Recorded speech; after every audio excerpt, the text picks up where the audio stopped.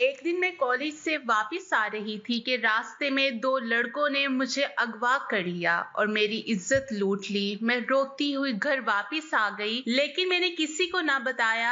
2 महीने बाद मेरी शादी हो गई। तो शादी की रात मैं डर के मारे कांप रही थी। जैसे ही मेरे शौहर ने मेरा घूंघट उठाया तो मेरे मुंह से चीख निकल गई, क्योंकि मैं दुल्हन बनकर कमरे में पहुंची तो खुद से मेरा दिल बाहर आने को कर रहा था। निकाह से लेकर आज रुखसती तक मुझे एक यही खौफ था कि मेरा शौहर मेरी सच्चाई ना जान ले। सहम सहम कर मेरा वक्त गुजर रहा था और अब वो घड़ी आ गई थी जब मेरा सामना अपने शौहर से होना था और मेरा दिल बुरी तरह लरज रहा था कि अगर इसने मेरी सच्चाई जान ली तो क्या होगा। वो सच्चाई तो दुनिया वाले तो एक तरफ, मैं अपने घर वालों से भी छुपा गई थी। दरवाजा खुलने की आवाज पर मेरा जिस्म कप कपाने लगा। मेरा शौहर चलता हुआ मेरे पास आया और मुझे देखने लगा। मुझे इसके यूं देखने से भी खौफ आ रहा था। मेरा शौहर मेरे सामने बैठा और मेरा घूंघट उठा दिया। मैं इस वक्त बाकी दुल्हों की तरह शर्माने के बजाय खौफ से कपकपा रही थी। मेरा शौहर मेरी तारीफ करने लगा और मेरा दिमाग सुन्न हो रहा था। हालांकि मेरे शौहर ने मुझे पहले भी देखा हुआ था। हमारा निकाह शादी से 2 माह पहले ही हो चुका था। बस रुखसती 2 माह बाद तय पाई थी। निकाह के वक्त मेरे दिल में भी बाकी लड़कियों की तरह बहुत से अरमान थे और मैं शर्माई हुई सी सबके छेड़छाड़ सुनती रही थी। अपने शौहर की मैंने तब बस एक ही झलक देखी थी और मेरा दिल धड़क रहा था। हालात वही रहते तो यकीनन मैं आज शर्माते हुए धड़कते दिल से ये तारीफें वसूल कर रही होती। मगर 1.5 माह पहले जो मेरे साथ हादसा पेश आया, इसने मेरी हस्ती हिला दी थी। एक मेरा दिल दुनिया से और जीने से ही उठ गया था। मेरा हर पल खौफ के हसार में गुजारती आज यहाँ पहुंची थी और आज मैं पूरे हक से इनके पास आई थी तो खौफ से मेरा दिल रुक रहा था। मेरे शौहर मुझसे बातें कर रहे थे और मुझे इनकी नजरें अजीब खोजती हुई सी महसूस हो रही थी। बातें करते हुए इनकी नजर मेरे वजूद पर पड़ी तो वो वाजे ठके थे। मैं इनके ठटखटाने पर सहम गई। इन्होंने मुझे गौर से देखते हुए बहुत अजीब सी बात कह दी जिसने मुझे फिर से सूलीट पर लटका दिया था। मुझे लगा इन्हें मेरा राज पता चल गया है, मेरी वो हकीकत जो मैं इनसे छुपा रही थी। शायद वो जान गए थे, मगर मुझे तब हैरत हुई जब इन्होंने सर झटक दिया और कहा कि मैं थक गया हूँ और यकीनन तुम भी थक गई होगी, तो कपड़े बदल कर सो जाओ। मुझे हिदायत देते ही वो सो गए थे और मैं अपनी जगह साकत बैठी रह गई। अजीब इंसान था, इसने मुझे छुआ ही नहीं। मुझे इस बात पे परेशानी हो रही थी और मेरा दिल मजीद भारी होने लगा था। मैं कपड़े बदलती बददिली से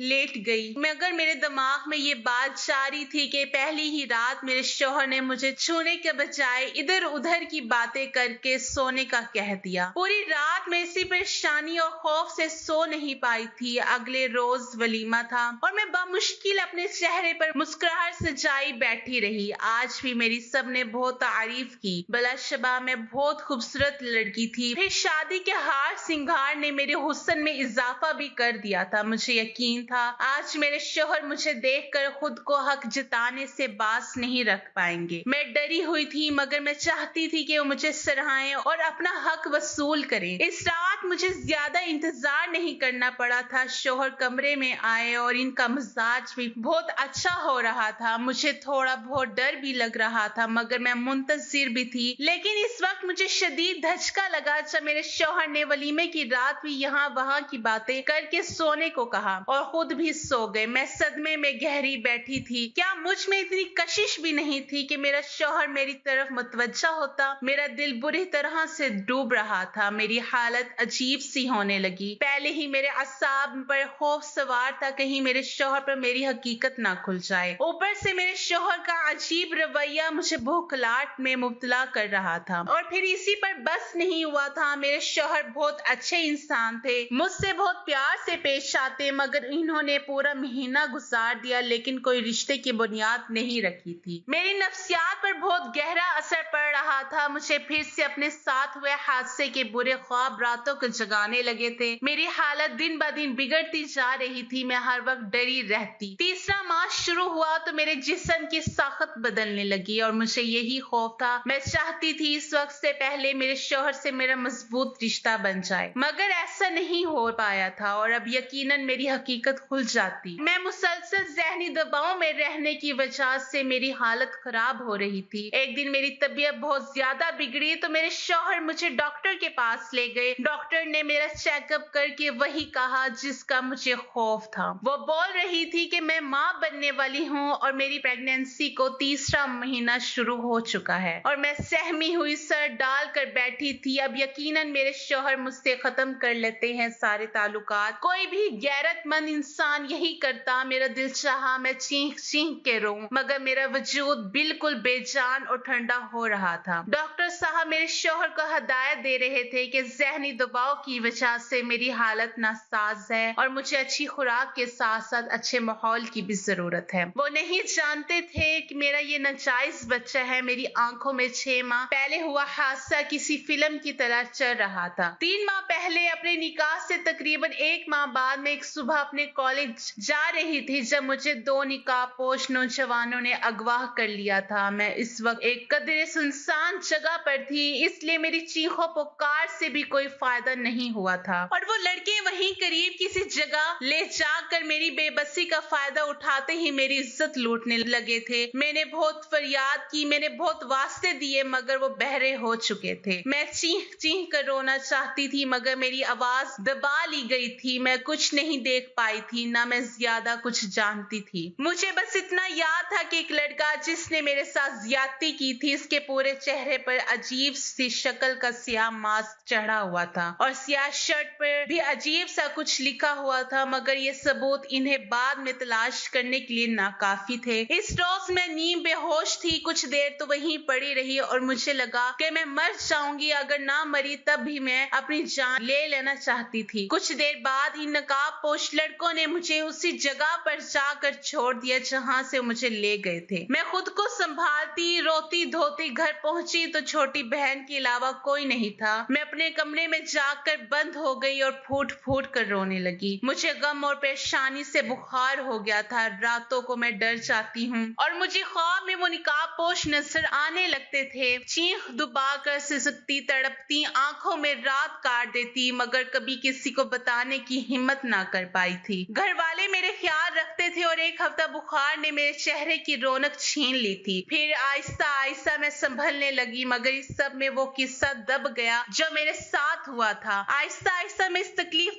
वक्त से निकलने लगी और मेरा इन सियाह ख्वाबों का सिलसिला भी बंद हो गया। मैंने घर वालों से वो बात छुपा ली थी और खुद को संभाल लिया, मगर कुछ वक्त मजीद गुजारने तो मुझे खुद में कुछ तब्दीली सी महसूस होने लगी। अक्सर मेरा सर चकराने लगता और मुझे उबकाइयां आने लगती। मैं खौफ ज़दा हो गई। मुझे डर था कि ये सब इस रोज हुए हादसे का नतीजा ना हो। मैं चुपचाप कॉलेज से लेडी डॉक्टर के पास चेकअप करवा कर मैंने शिद्दत से दुआ की कि ऐसा ना हो जो मुझे खौफ है, मगर शायद अल्लाह को यही मंजूर था और मेरी रिपोर्ट के मुताबिक यही आया कि मैं हामिला हूँ। मैं बहुत रोई और अल्लाह से गिले किए कि मेरे साथ ही ऐसा क्यों हुआ। अब मैं कहाँ जाती और किससे अपनी हालत का जिम्मेदार ठहराती। मेरी बेगुनाही और पाकीज़गी का कौन गवाह बनता। मैं जानती थी मुझे ही गुनाहगार समझा जाता। घर आकर मैं गुमसुम रहने लगी। घर में अम्मी अब्बू दोनों जॉब करते थे और छोटी बहन नासमझ थी, इसलिए मेरी हालत को बीमारी का तस्वुर कर लिया गया। मेरी ज़हनी हालत अबतर होती जा रही थी। फिर शादी का शोर उठा तो मैं सहम सी गई थी। क्या मेरा शौहर मुझ पर यकीन करता? कभी नहीं। वो मुझसे रिश्ता तोड़ देता और मैं पूरे खानदान में बदकिरदार मशहूर हो जाती। मैं डर गई थी और जब शादी हुई तो मैंने सोचा था कि शादी के बाद शौहर से कह देती हूँ कि मैं प्रेग्नेंट हूँ और जब बच्चा होता तो इसे 7 माह का साबित करके यह मामला दबा देती, मगर यहाँ भी किस्मत ने मेरा साथ नहीं दिया था और मेरे अजीब शौहर मुझसे मोहब्बत के दावे करके मेरा इतना ख्याल करके भी मुझसे फासला बना रहे थे और अब डॉक्टर ने तो हकीकत खोल दी थी। अब मैं जान गई थी घर जाकर मेरा शौहर मुझे बुरा भला कहेंगे और बदकिरदारी का इल्जाम लगाकर मुझे तलाक दे देगा। इन 3-4 माह की ज़हनी थकावट ने मुझे इतना नढाल कर दिया था कि मैंने ज़हनी तौर पर खुद को हर इल्जाम और तलाक के लिए भी तैयार कर लिया था। हाँ, ہم گھر پہنچے تو میرے شوہر مجھے کمرے میں لے گئے. میں خود کو شور شرابہ کے لیے تیار کر رہی تھی مگر میری حیرت کی انتہا نہ رہی جب دوپہر سے شام اور شام سے رات ہو گئی. مگر مجھے میرے شوہر نے کچھ نہیں کہا بلکہ وہ مجھے آرام کی تاکید کرنے لگے. مجھے لگ رہا تھا میں کوئی خواب دیکھ رہی ہوں. آخر کون مرد اتنا ظرف والا کیسے ہو سکتا ہے؟ وہ اپنی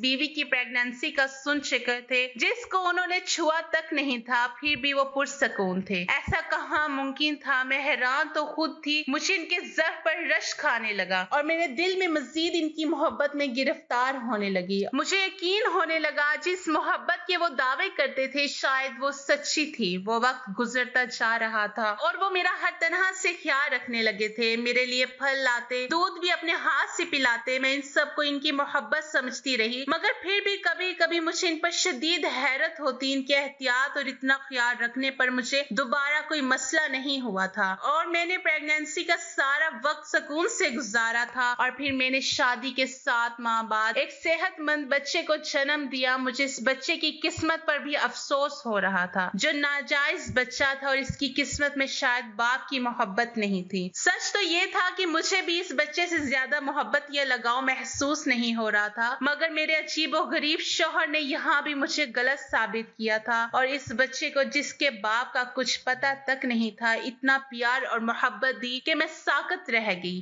اس بچے کی ضرورت کا ہر سامان گھر میں پہلے سے ہی موجود تھا اور میں ماں ہو کر اکثر لاپرواہی بڑھ جاتی تھی مگر وہ اس کا ہر وقت خیال رکھتے تھے، پیار دیتے تھے. ذرا سا روتا تو تڑپ اٹھتے تھے. میں حیرت زدہ سی ان کی محبت دیکھ رہی تھی. خوشی کے بجائے میں عجیب دباؤ سے محسوس کرنے لگی. آخر کوئی اتنا اچھا اور بہترین کیسے ہو سکتا ہے؟ مجھے لگا بس اس میں انسانیت بہت زیادہ تھی اور شاید وہ ساری محبت جو مجھے دی گئی تھی وہ بھی انسانیت کے ناطے تھی. میں ان کی محبت اس بچے کے ساتھ دیکھ دیکھ کر پاگل ہونے لگی تھی. وہ بچہ کبھی دودھ دیر سے ملنے پر رو دیتا تو وہ مجھ سے ناراض ہونے لگتے تھے اور اسے اٹھا کر پیار کرتے، بہلاتے اور چپ کرواتے. میرا ضبط جواب دے رہا تھا اور جب یہی سلسلہ کچھ ماہ مزید چلا تو میری برداشت ختم ہو گئی اور میں نے ایک روز اپنے شوہر سے لڑ پڑی. میں نے ان سے کہا کہ وہ اتنے اعلیٰ ظرف کیوں ہیں، مجھ سے کبھی سوال کیوں نہیں کیا. وہ پہلے مجھے اور پھر میرے ناجائز بچے کو اتنا پیار کیسے دیتے رہے؟ میں چیخ پڑی تھی. مجھے ان کا خیال رکھنا اور ہمیں پیار دینا الجھا رہا تھا. میں لڑنے پر وہ خاموش نظروں سے مجھے دیکھنے لگے مگر کچھ جواب نہیں دیا. تو پہلے روز انہوں نے میرے بھرے بھرے جسم کو دیکھ کر حیرت کا اظہار کیا تھا. میں نے ان کی حیرت دیکھ کر تب بہانہ بنا دیا تھا کہ میں شادی کے دنوں میں بیٹھ کر کھانے لگی ہوں اس لیے موٹی ہو رہی ہوں. حالانکہ مجھے تب ان کی نظروں اور عجیب سوالوں پر حیرت ہوئی تھی. تب میرے حمل کو بس دوسرا ماہ تھا اور مجھ میں اتنی تبدیلی نہیں آئی تھی کہ کوئی پہچان سکتا. میں رو رہی تھی. میں نے ان سے پوچھا کہ کیا انہیں پہلے روز شک نہیں ہوا تھا مجھ پر جب انہوں نے میرے جسم میں تبدیلی محسوس کی تھی؟ وہ بولے ہاں مجھے شک ہوا تھا مگر تم نے کچھ نہیں بتایا. مجھے ان کے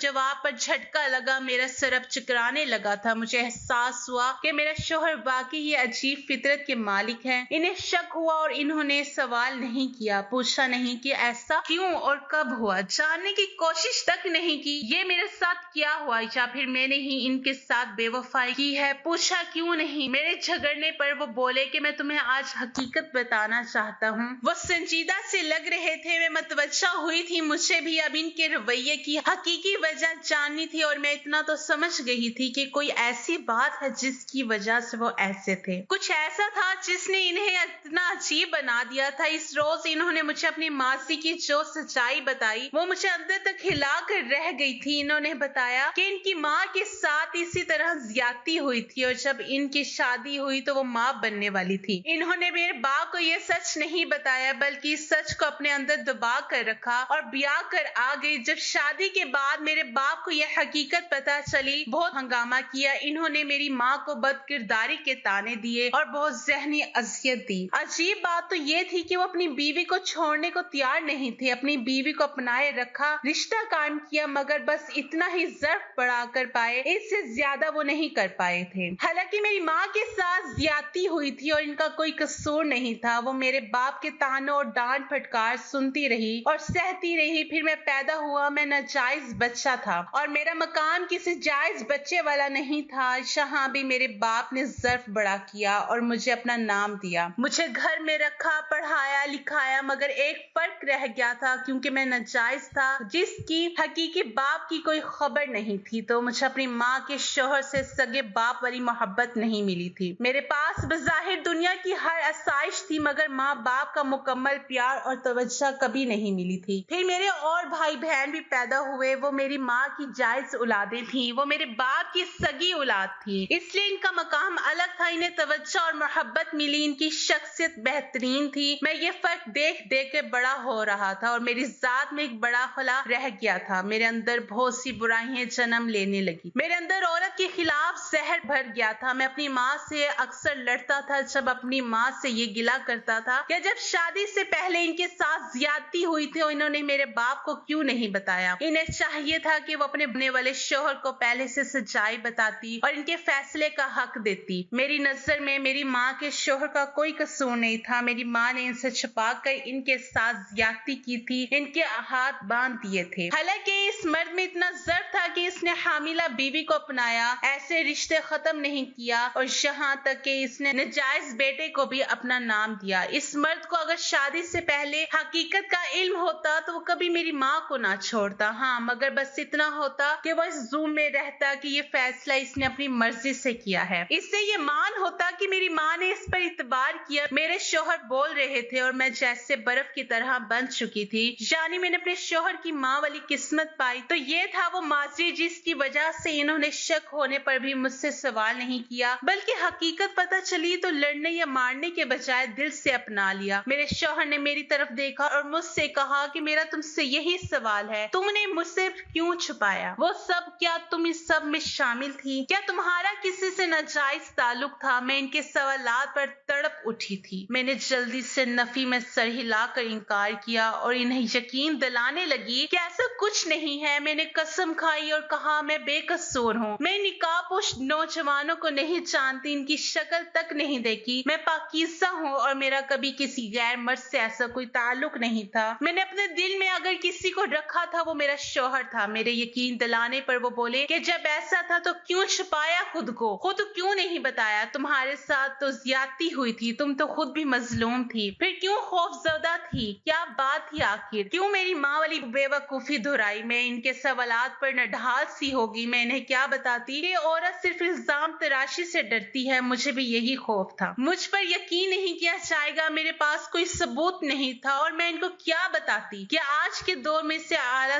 ظرف بھی تو بہت کم رہ گئے ہیں، کہ آج کے دور میں ایسے اعلیٰ ظرف بھی تو بہت کم رہ گئے ہیں، لوگ تو ایک جھوٹے الزام پر رشتے توڑ دیتے ہیں، پھر میں تو خود پر وہ سب جھیل چکی تھی۔ میں نے ان کی ضد پر انہیں کہا کہ مجھے کیا خبر تھی مجھ پر یقین کریں گے یا نہیں، کاش وہ تب سوال کر لیتے تو میں خود بتا دیتی سب، میں کچھ بھی نہ چھپاتی۔ مجھے اندازہ ہوتا کہ میرا شوہر اتنا ظرف والا ہے تو میں اتنی ذہنی اذیت کیوں اٹھاتی۔ میرے رونے پر میرے شوہر نے میرا ہاتھ تھام کر مجھے کہا کہ اب یاد رکھنا مجھے تم پر یقین ہے اور اب زیادہ مت سوچنا۔ میں نے تشکر بھری نظروں سے انہیں دیکھا، دل ان کی محبت پر خوشی سے دھڑک اٹھا تھا۔ مجھے لگا آج شاید سب کچھ واضح ہو چکا ہے۔ مجھے لگ رہا تھا میں نے اور میرے شوہر نے اپنی ذات کا ہر پہلو اور اپنا ماضی کی ہر سچائی ایک دوسرے کو بتا دی ہے، مگر میں غلط تھی، ابھی تو میں بہت سچائیوں سے ناواقف تھی، ابھی تو میرے سر پر آسمان گرنا باقی تھا اور میں ان سب سے باخبر خوش ہو گئی تھی۔ میری زندگی اپنے شوہر سے اچھی اور پرسکون گزرنے لگی۔ اب میرا اعتبار اپنے شوہر پر کچھ ایسے قائم ہو گیا تھا کہ میں اپنی ہر ایک بات انہیں بتانے لگی، میں اپنے بچے کو بھی پیار دینے لگی تھی اور کچھ عرصے بعد مجھے دوبارہ سے ماں بننے کی خوشخبری ملی تھی۔ اس دفعہ یہ فرق تھا کہ میں بھی اس خوشی کو کھل کر محسوس کر رہی تھی اور میرے شوہر کے رویے میں تو کچھ کبھی بدلاؤ آیا ہی نہیں تھا۔ وہ اس بار بھی ویسے ہی خیال رکھ رہے تھے جیسے پہلے رکھتے تھے، وہ مجھے زیادہ کام بھی نہیں کرنے دیتے تھے، میں ان سے چھپ کر تھوڑا بہت گھر کا کام کر لیتی ہوں، ورنہ انہوں نے کام والی رکھ دی تھی۔ ایک دن کام والی میرے بڑے بیٹے کو سنبھالے بیٹھی تھی اور میں نے سوچا کہ میں اسٹور روم سے سامان نکالوں، وہ سارا سامان جو بڑے بیٹے کے پیدا ہونے کے بعد ضرورت پڑا تھا، اور جب وہ بڑا ہوا تو میرے شوہر نے وہ سب اسٹور میں رکھ دیا۔ مجھے اب صرف ایک ماہ باقی تھا اور میں نے سوچا کہ سامان وغیرہ اٹھا کر پہلے سے چیک کر لوں۔ میں اسٹور स्टोर की लाइट ऑन किए पुराने एक संदूक खोलकर सारा सामान निकाल रही थी जब मुझे एक कदरे पुराने संदूक सबसे आखिर में एक पुराना शॉपर मिला। मैंने वो उठाकर सामान में रखा और काम वाली को बुलाकर वो सारा सामान मेरे कमरे में ले जाने को कहा। वो सर हिलाकर सारा सामान उठाने लगी और मैं कमरे में जाकर बेड पर बैठ गई और काम वाली ने वो शॉपर्स लाकर मेरे सामने रखे। मैं सामान निकाल कर देख रही थी जब मेरे सामने वो पुराना शॉपर आ गया। मैंने इसे खोला और इसके अंदर से जो सामान निकला वो मेरी रूह फना कर गया। मैं सरता पैर कपा गई थी। मेरा दिल डूब रहा